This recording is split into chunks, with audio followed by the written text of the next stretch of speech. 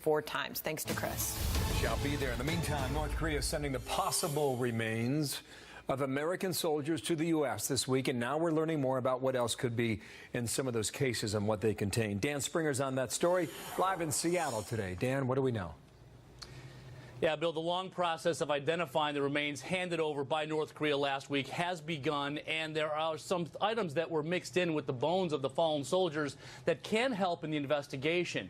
The most obvious is one dog tag. We're told that tag will be given to the 2 sons of that soldier next week, but there has to be more testing done to determine if the remains of that soldier are also home. The boxes from North Korea also contain 2 helmets, several canteens, dozens of buttons, a bayonet handle, several pairs of boots, socks, and what looked like a pair of fingerless gloves.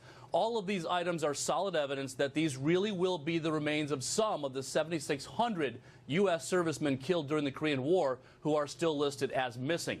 But it's just a beginning. The Defense POW MIA Accounting Agency, or DPAA, will have a team of experts, including historians and forensic anthropologists, working on making positive identifications. And while it took 65 years to get the remains, the North Koreans did help during the handover.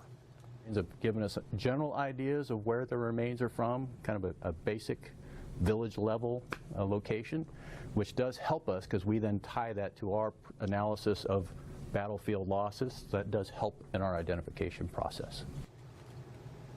And DNA is used to determine identity in about 60% of the cases solved by the DPAA, which yet last year solved 201 cases. Bill? How long does the identification process take then, Dan?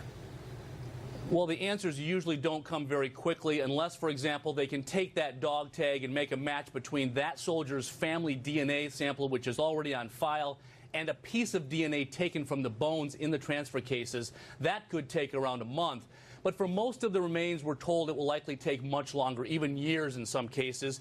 But the science is pretty amazing. They can determine a lot just from the examination of the bones, such as height, which region of the world they're from, and if they have a clavicle bone, it's like having a fingerprint, something unique to each person.